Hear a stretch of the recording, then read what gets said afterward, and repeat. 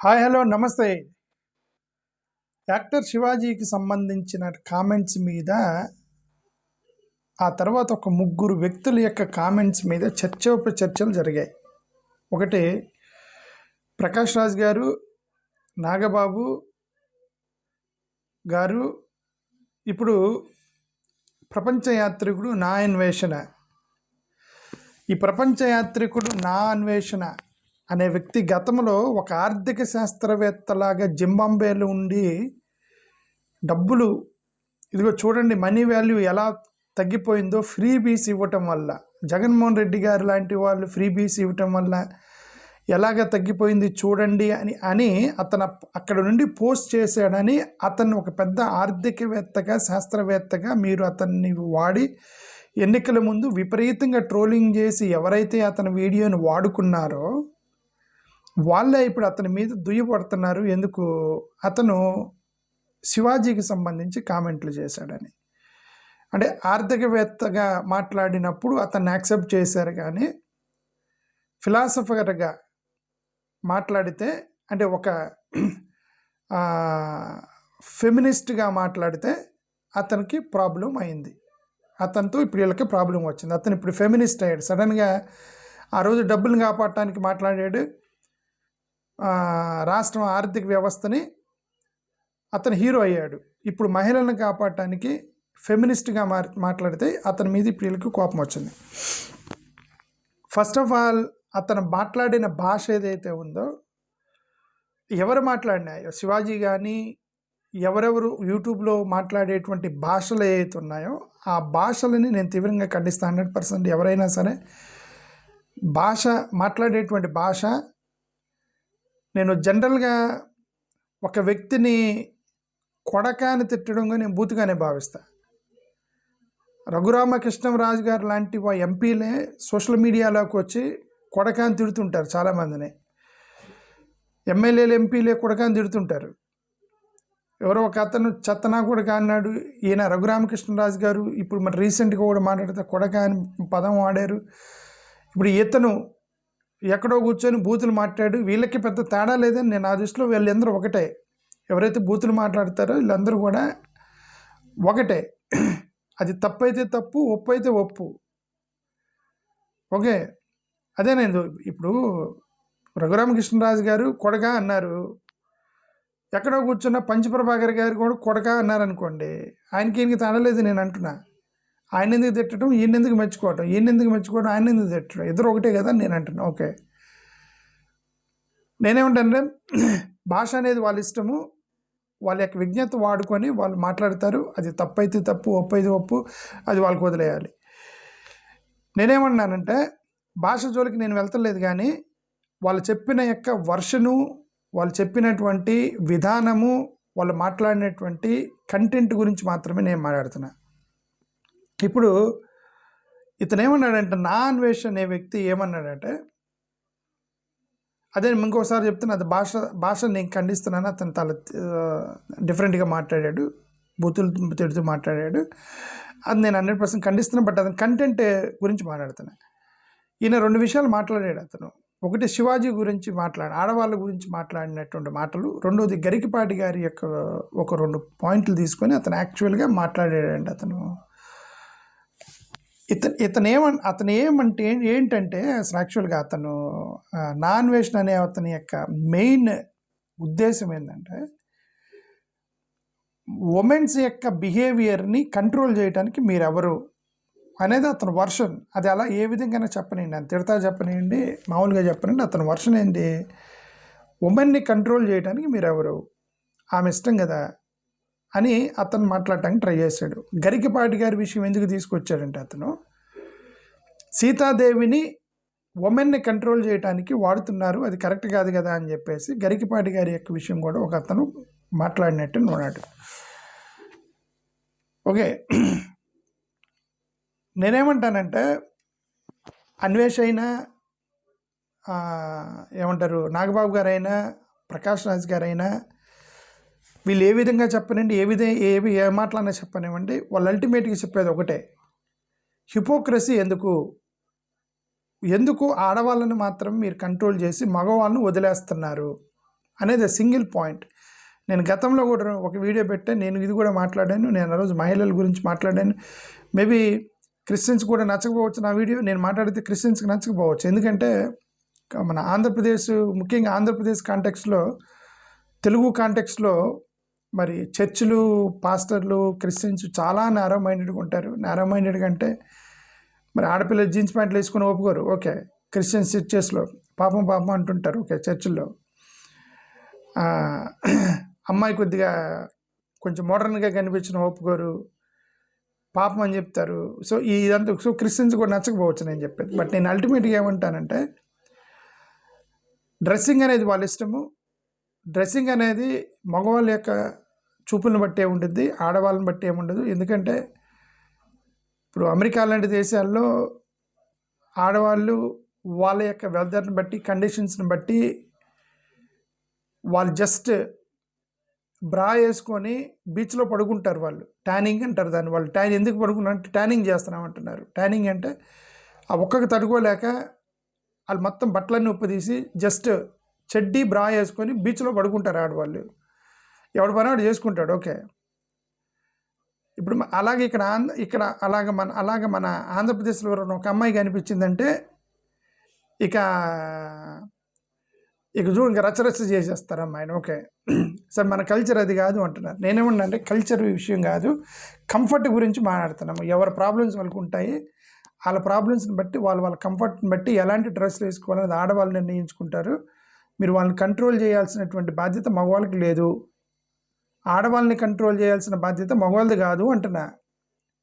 ఒకవేళ నిజంగా ఆడవాళ్ళు ఏమైనా మాట్లాడితే సరే అనుకోవచ్చు, ఎవరా ఆడవాళ్ళు మాట్లాడారు అనుకోండి, అది ఆడవాళ్ళు మాట్లాడితే ఏదో అమ్మో లేదా చెల్లు అక్క మాట్లాడితే వాళ్ళకి ప్రాబ్లం ఉందనుకో. బయట ఉన్న మగవాడికి ఆ హక్కు లేదంటున్నాను. సమాజంలో ఒక అమ్మాయి ఎలా ఉండాలనేది చెప్పడానికి వేరే ఆ అమ్మాయికి సంబంధం లేని మగవాడికి సంబంధం లేదంటున్నాను. ఓకే, నేను కూడా అదే అనేది. సో మెన్స్ అదే నేనేమన్నా అంటే మగవాళ్ళకి చెప్పకుండా ఆడవాళ్ళకే చెప్పడం అనేది కరెక్ట్ కాదు. అది మోరోవర్ మోడర్న్ ఎక్స్ప్రెషన్ అనేదాన్ని మనం కొద్దిగా అర్థం చేసుకోవాలి. ఇప్పుడు టైమ్స్ మారుతున్నాయి. ఇప్పుడు ఇతను కూడా ఏంటంటే మోరల్ పోలీసింగ్ చేయడానికి మనం ఎవరు నువ్వు అమ్మాయిని అట్టుండు ఇట్టుండు అట్ట ఇవ్వక, ఆ బట్టలు వేసుకోక, ఆ పూలు పెట్టుకోక, ఆ జాకెట్ ఇవన్నీ మనకెందుకండి? అది అమ్మాయికి మనం ఏం జీతం ఇస్తున్నామా, భోజనం పెడుతున్నామా, కనీసం పోనీ ఆటో ఛార్జ్ అని మనం ఇస్తున్నామా? మనం అమ్మాయికి మనం ఇవ్వం కదా. మనం మోరల్ పోలీసింగ్ చేయడానికి మనం ఎవరు అంటున్నాము? మోరల్ పోలీసింగ్ చేయడానికి నోబడీ ఈజ్ హియర్, ఓకే. వాళ్ళ యొక్క ఫ్రీడమ్కి వదిలేయాలి అనేది అన్వేష్ చెప్పింది, ప్రకాష్ రాజ్ గారు చెప్పింది, నాగబాబు గారు చెప్పింది, అనూసూయ చెప్పింది. నేను చెప్పేది కూడా అదే. మనం ఎవరు వాళ్ళ మోరల్ పోలీసింగ్ చేయించడానికి వాళ్ళకు వదిలేయాలి, వాళ్ళ యొక్క స్వేచ్ఛకు వదిలేయాలి అనేది ఇంపార్టెంట్. ఇప్పుడు గరికపాటి గారి యొక్క సీతాదేవి గారిని లాగాడు అతను. గరికపాటి గారు సీతాదేవి గారి గురించి మాట్లాడితే ఇతను ఏమంటాడంటే, అన్వేష్ అనే వ్యక్తి మహిళల్ని కంట్రోల్ చేయడానికి సీతాదేవిని వాడుతున్నారు అని అన్నాడు. అతను సీతాదేవి గారిని చూపించి మహిళల్ని కంట్రోల్ చేస్తున్నారు అన్నాడు. నాకు కూడా ఏంటంటే కరెక్ట్ కదా అనిపించింది. ఓకే, మనం ప్రతిసారి మహిళల్ని కంట్రోల్ చేయడానికి సీతాదేవిని చూపిస్తున్నాము, కాళికాదేవిని చూపిస్తున్నాము,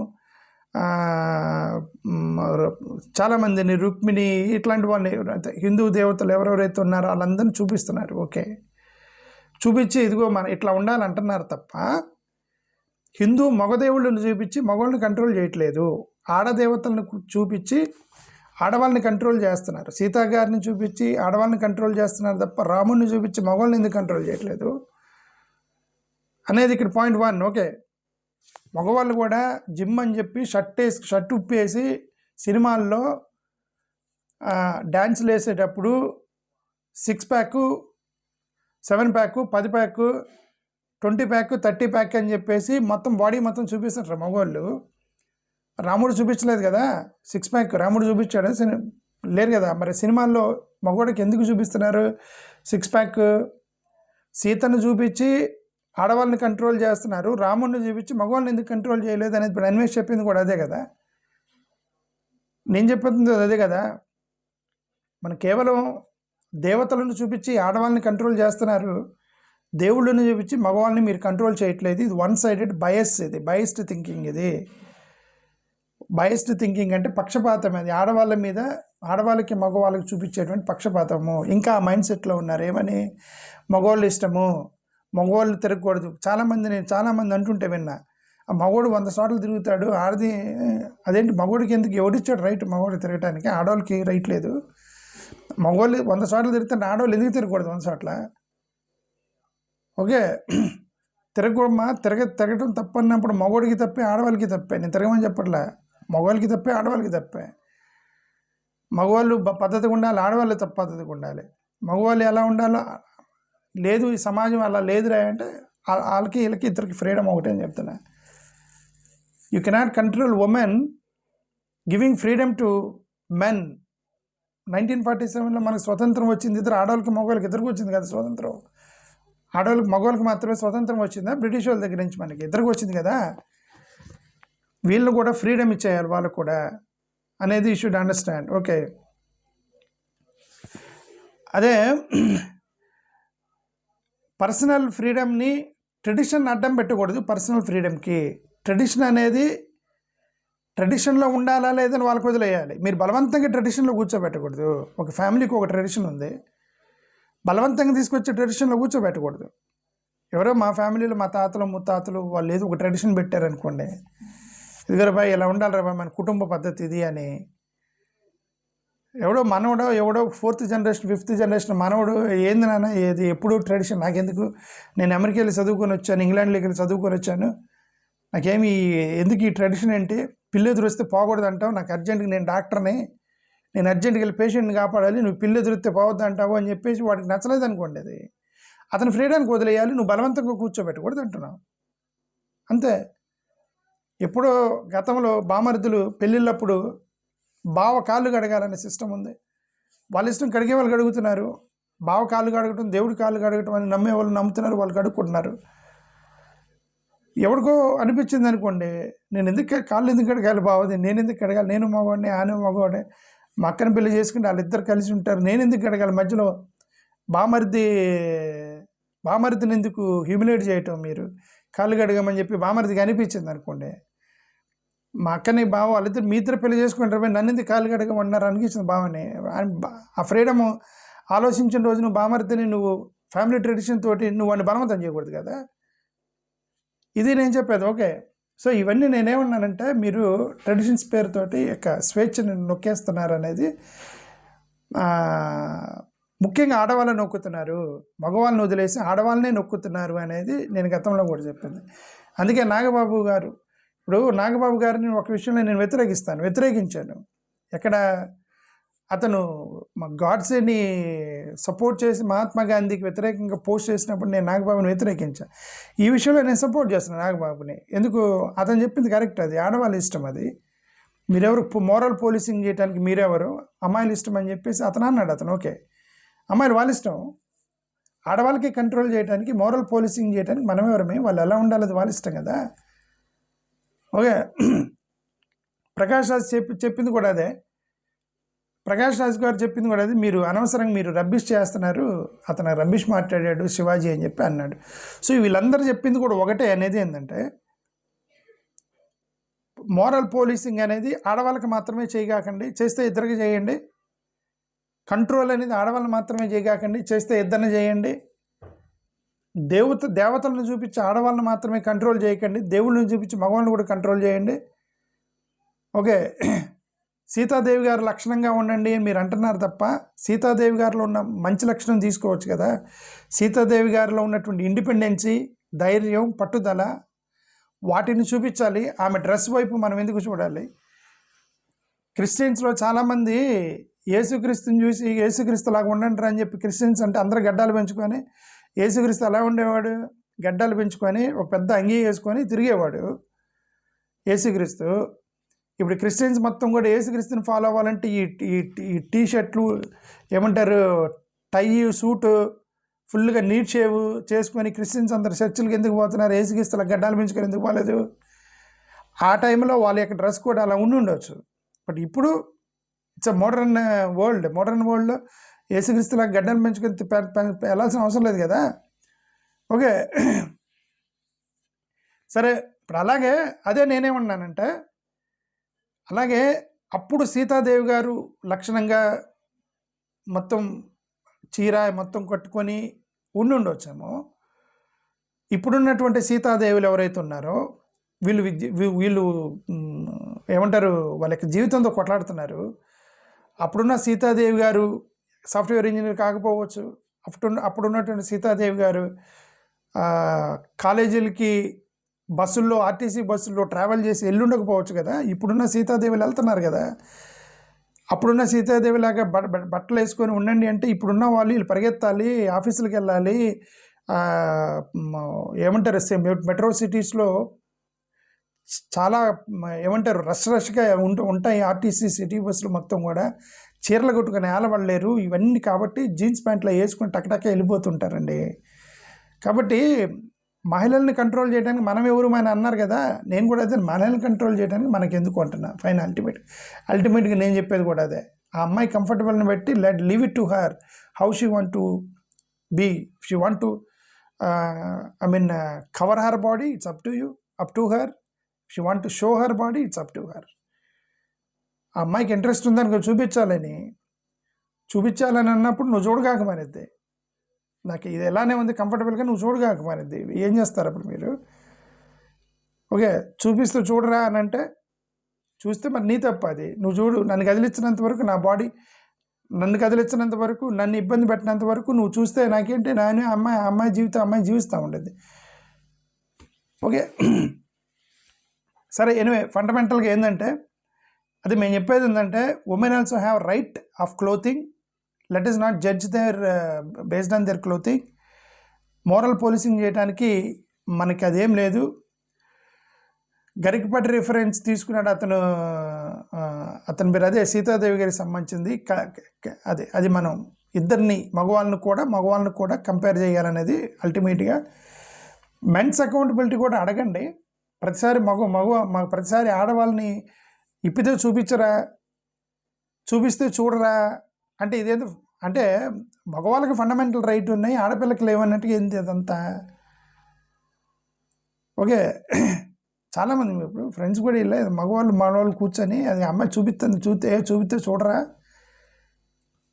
సరే, ఆ అమ్మాయి కూడా నువ్వు చూస్తే నాకేంటి, నువ్వు ఎక్కడో దూరంగా ఉండి నన్ను చూస్తున్నావు, దానివల్ల ఏంటి నాకు తినదు అరగదా అనుకుని ఆ అమ్మాయి జీవితం నువ్వు చూస్తూ ఉంటావు. ఆ అమ్మాయి తింటూ ఉండిద్ది, ఆ అమ్మాయికి అరుగుతూ ఉండిద్ది, నువ్వు చూస్తూ ఉండి అంతే.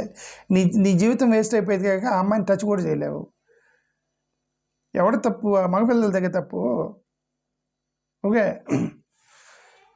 అది సంగతి. ఓకే, అట్లా చాలామంది మహిళలు ఉన్నారు. సో నేనేమన్నా అంటే, blaming only women that's not the right thing. మగవాళ్ళు తప్పు, 100% మగవాళ్ళదే తప్పు నాకు తెలిసిన వరకు. నేను కూడా మగవాడినే కదా. So most of the time మగవాళ్ళ ఫికిల్ మైండెడ్గా ఉండిద్ది. మగవాళ్ళే తప్పులు చేస్తూ ఉంటారు ఎక్కువగా. కాబట్టి మన ఆలోచన కూడా తేడా ఉండాలి. మోరోవర్ సరే, ఇంక నేను ఎక్కువ చెప్పకూడదు తలుచుకుంది, ఎందుకంటే ఇప్పుడే చాలా ఎక్కువ మాట్లాడు. థ్యాంక్ యూ, నమస్కారం.